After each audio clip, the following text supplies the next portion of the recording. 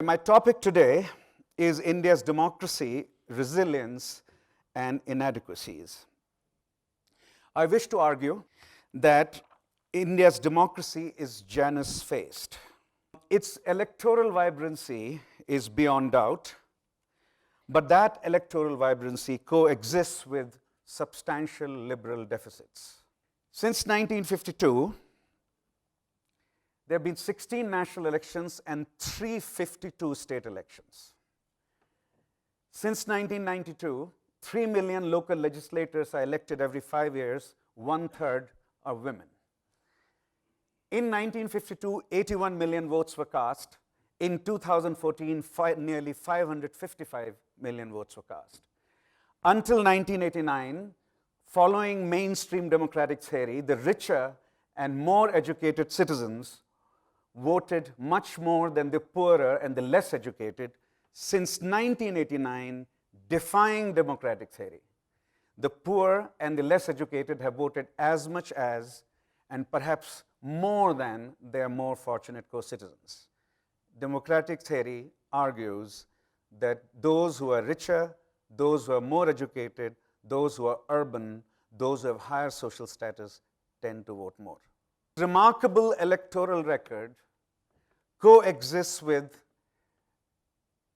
a weaker record on the standard liberal freedoms, 3 in particular. I'll talk about a 4th later: freedom of expression, freedom of religion, freedom of association. It's not simply the case that these freedoms have been at issue in more recent times. It's actually been a structural problem in India's democracy. These freedoms are extremely important for a democracy between elections. But these India's record on these freedoms is not as strong as India's election record. And it's not that these freedoms do not exist, but they are not robustly anchored. Quality of Indian democracy is not very high. But whatever one can say about that, whatever one may say about the quality of Indian democracy, there is a prior question about democratic longevity which we must engage. Contemporary democratic theory, in addition to what I just briefly outlined, also says that democracies can be established at any level of income, but they survive only at high levels of income. In the West, universal franchise was introduced only after societies became rich. India is the longest surviving low-income universal franchise democracy in history. Why has democracy in India, still a lower middle-income country, per capita income of about $1,600, and if you, at today's price, the 1947 per capita income was not more than $300, $300 to maybe $400.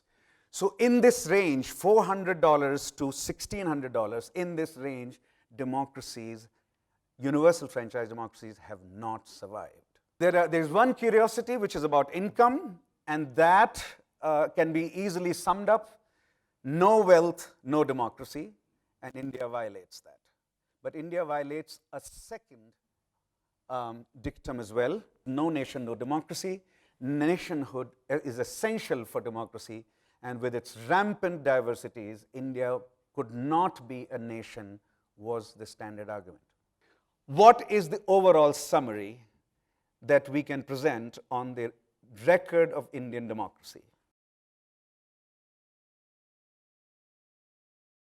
Excellent, but very difficult question. Lecture, actually. Yeah, very difficult question. Some of us have started thinking about it. It's not that we haven't. The question of how to make India a more vibrant democracy between elections, right? So this is a project that, for example, is emerging at Azim Premji University. I'm involved with that. We are beginning to collect data on this, think about it. Some early ideas can be presented, but not very good empirically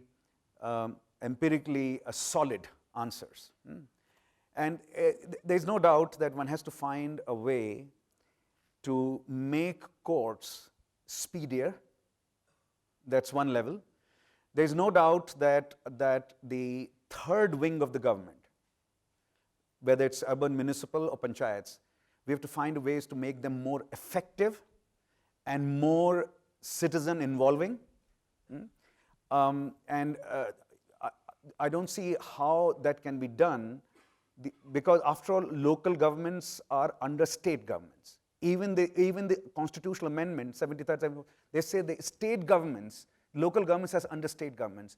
So even if you transfer resources to them from Delhi, that has to go through state governments. So it is some kind of constitutional amendment perhaps, which will make the third wing of government more powerful. Right? Whether that when and whether that constitutional amendment will come through, we have to think about, we don't know. But these are early ideas. How to make citizenry more powerful between elections, not simply at the time of elections, is the question you're asking, and it's a very difficult question to answer. But how to make citizens powerful between elections is, of course, the way to think about it.